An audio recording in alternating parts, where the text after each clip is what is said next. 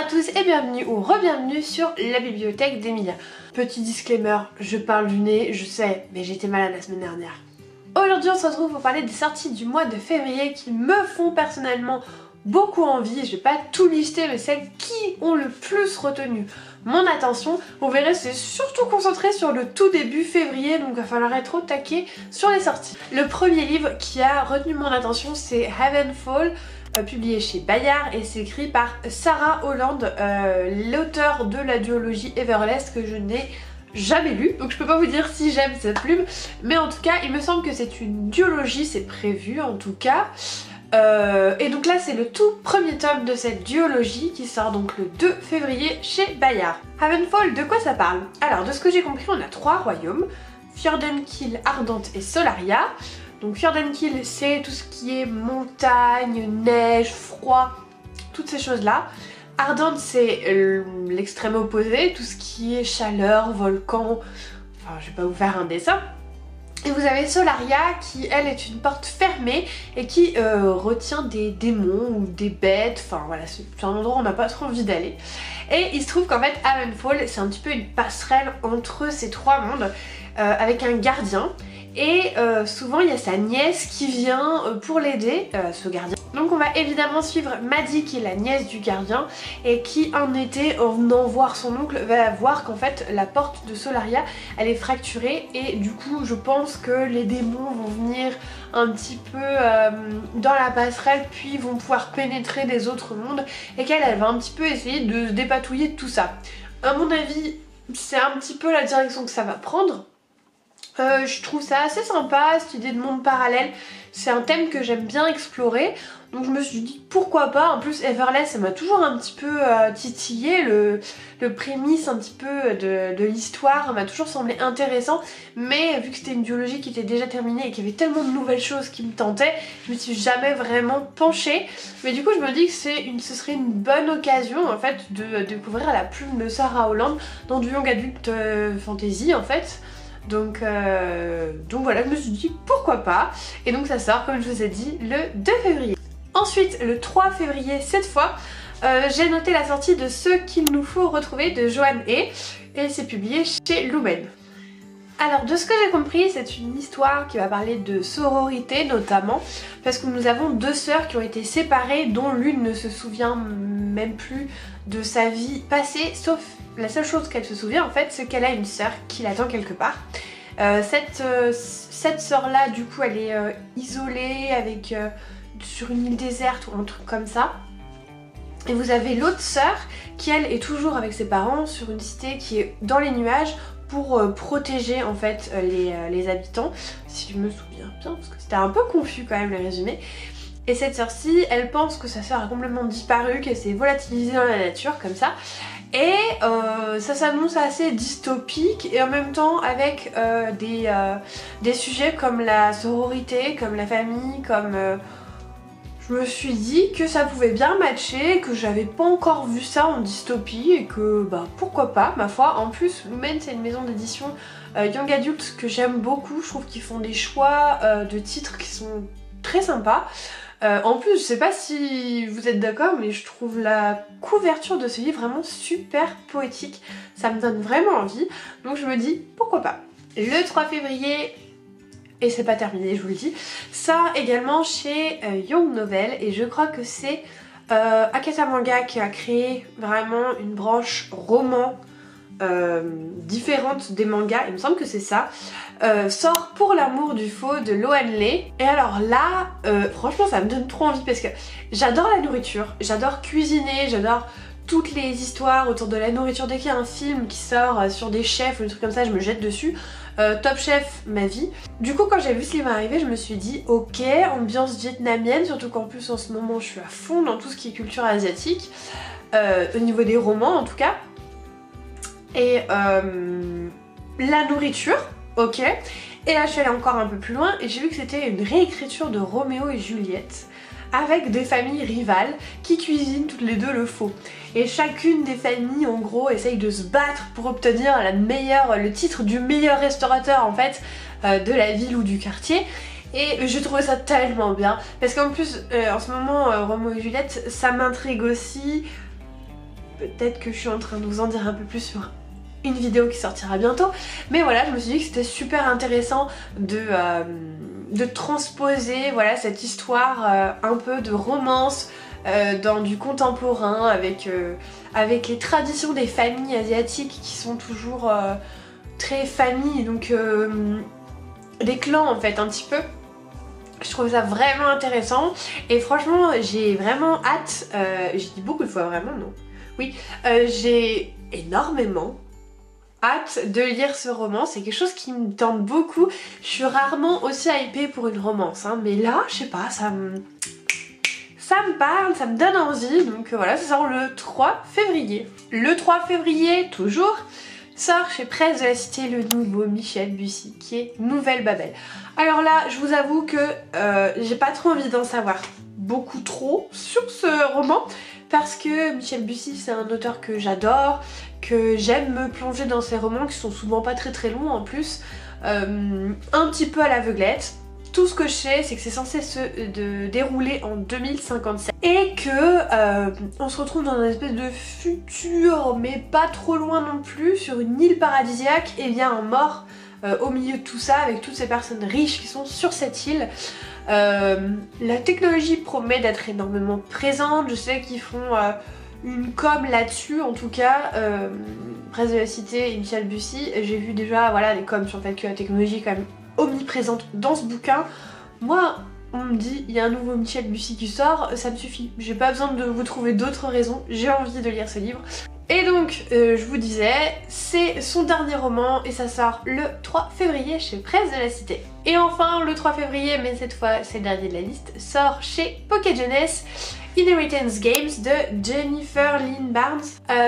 Je savais pas trop si je le mettais dans la liste celui-là parce que j'ai l'impression que c'est une espèce de case de jeu assez young adulte. Moi le young adulte quand c'est pas de la fantasy, je suis un peu réfractaire. Sauf que j'ai lu un petit peu le résumé et je me suis dit que ça avait l'air pas mal quand même. Donc on va suivre Avery qui est lycéenne et qui rêve d'aller à la fac, sauf que la fac ça coûte cher donc elle sait pas trop comment elle va faire. Et puis elle reçoit une lettre comme quoi elle aurait été nommée héritière d'un certain Tobias Hawthorne qui est un milliardaire qui vient tout juste de décéder. Alors elle se rend chez lui et là elle rencontre notamment ses petits enfants qui sont pas ravis. Et de là va commencer une espèce de jeu pour remporter l'héritage. J'ai l'impression que ça va vraiment être des jeux pour savoir qui va avoir quoi ou qui va remporter le gros lot ou les choses comme ça. J'ai l'impression qu'on va partir un petit peu dans ce tournant là, je sais pas si j'ai raison. Mais ça m'a fait penser à une série télé que j'avais adorée, qui s'était finie beaucoup trop tôt, il n'y avait que des épisodes, je crois qu'on n'avait même pas vu la fin, qui s'appelait The Goodwin Games, où il y avait 3 frères et sœurs qui se retrouvaient avec l'héritage de leur père et qui devaient remporter une série d'épreuves pour savoir qui allait en fait avoir le gros lot à la fin. Et ça m'a fait penser, et j'avais vraiment bien aimé la dynamique de cette série et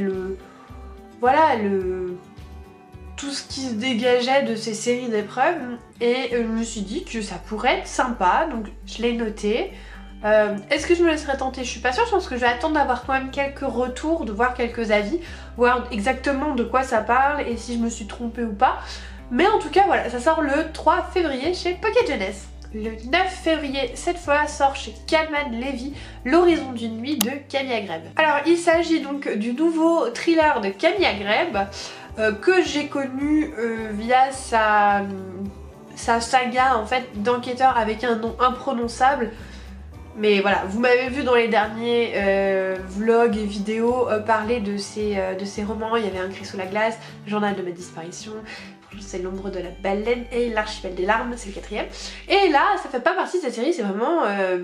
je sais pas si c'est un début de saga ou si c'est un one shot, mais en tout cas c'est un nouveau roman policier qui a plus rien à voir avec les enquêteurs qu'on a déjà suivis. Et donc dans cette histoire on va avoir une famille recomposée avec la mère qui a son fils et qui s'est mariée à un homme qui avait déjà une fille. Et en fait un jour la fille va être retrouvée morte et tout va pointer en fait envers le père de cette fille, donc son mari. Et en fait, même si au début elle se dit que c'est pas possible, petit à petit elle doute quand même qu'il se met dans son esprit et elle se demande s'il aurait finalement été quand même capable d'avoir quelque chose à voir avec tout ça.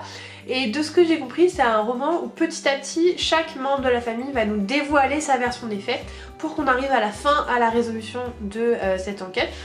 Ça m'intrigue, c'est du Camille Agrève, c'est une plume que j'aime beaucoup, c'est une atmosphère nordique avec le froid, la tension, la psychologie, c'est une façon de faire qui me plaît beaucoup. Je sais qu'à chaque fois j'aime beaucoup ces romans, donc voilà, ça sort le 9 février chez Calman Levy. Le 15 février sort chez Charleston La librairie des rêves ensevelis de Madeleine Martin. Alors moi j'ai toujours adoré les livres qui parlent de livres ou de librairie, de bibliothèque, tout ça. Je sais que certaines personnes ne sont pas forcément super hypées par ça, mais c'est un sujet moi qui me parle beaucoup et c'est exactement de ça dont on va parler dans ce livre, puisqu'on retrouve Grace qui déménage à Londres en 1939, donc en plein pendant la Seconde Guerre mondiale.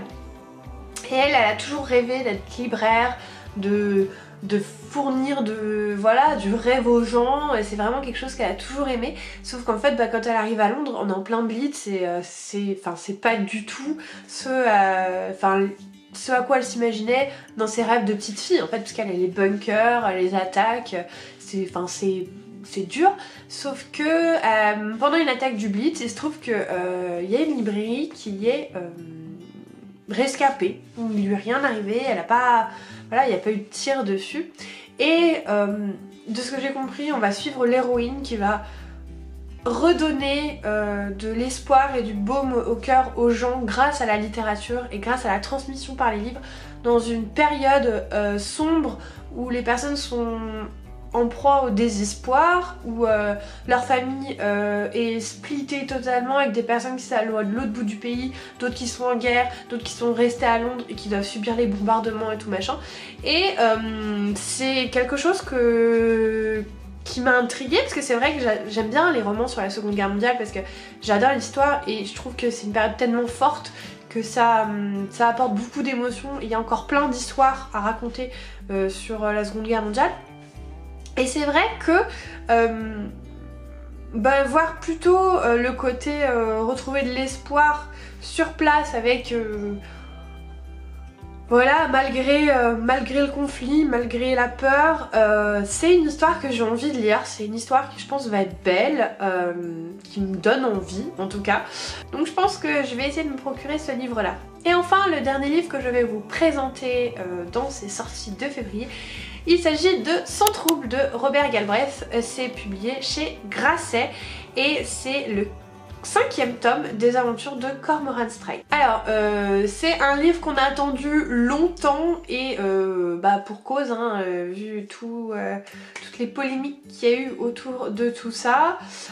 J'ai envie de m'en faire mon propre avis, surtout que j'ai adoré les 4 premiers tomes des enquêtes de Cormoran Strike. Donc Cormoran Strike, pour vous faire un résumé du premier tome on va dire, c'est un vétéran de guerre qui du coup a perdu l'usage d'une de ses jambes, qui est bourru, qui est meurtri par la guerre, mais vraiment il se cache pas, hein, c'est vraiment d'une humeur effroyable à chaque fois, et qui se reconvertit en détective privé. À force de virer ses assistantes, il se souvient même plus qu'il y en a une nouvelle qui doit arriver, et c'est comme ça que Robin débarque à son agence en fait pour faire un petit peu la secrétaire, mais c'est censé être très temporaire. Sauf qu'entre temps, il y a le meurtre d'une personnalité vraiment très connue dans tout Londres, et du coup Cormoran Strike va mener l'enquête et il se trouve qu'il va se rendre compte que Robin finalement c'est quand même un bel atout et que elle a de bonnes idées et que c'est une bonne détective. Petit à petit leur relation, qu'elle soit professionnelle ou autre, parce que évidemment on va suivre également les vies de Cormoran et de Robin à l'extérieur de leur agence de détective, va évoluer. C'est vrai que là on en est au tome 5 donc je peux pas trop vous en dire parce que sinon je vous raconte un petit peu toute l'histoire de Cormoran et Robin. Donc là on va suivre dans ce tome là Cormoran qui est en vacances dans sa famille dans les Cornouailles, et il y a une inconnue qui vient le voir et qui va lui demander de retrouver sa mère qui est disparue depuis 40 ans. Alors Cormoran il se dit que ça va être un petit peu compliqué de la retrouver et d'autant plus compliqué de savoir ce qui s'est passé, mais contre toute attente il prend quand même l'affaire parce que bon, ça s'est fini un petit peu spécialement, on va dire, le tome 4, mais du coup, Cormoran et Robin vont se remettre au travail et vont essayer de découvrir ce qui est arrivé à cette personne il y a 40 ans, et on va suivre donc toute leur enquête. Donc voilà, ça m'intrigue, c'est sûr que je le lirai. Parce que je vais continuer cette série, je vous en avais parlé dans mes sagas en cours. Donc ça sort le 16 février chez Grasset. Et voilà, je pense qu'on a fait tout le tour des titres qui m'intéressaient vraiment pour le mois de février, du moins ceux qui sont sûrs et annoncés, parce que De Saxus avait annoncé des choses mais c'est pas sûr. Ils n'ont pas encore donné de date officielle, donc je les inclus pas. Mais voilà, j'espère que ça vous a plu. Si jamais il y a un titre que je n'ai pas mentionné et que vous avez vraiment envie de découvrir au mois de février, vous savez qu'il allait sortir, n'hésitez pas à me le dire et j'irai checker pour voir si ça peut m'intéresser. Je suis toujours à l'affût de nouvelles recommandations. Quoi qu'il arrive, en attendant, je vous souhaite d'excellentes lectures et comme d'habitude, je vous fais des bisous.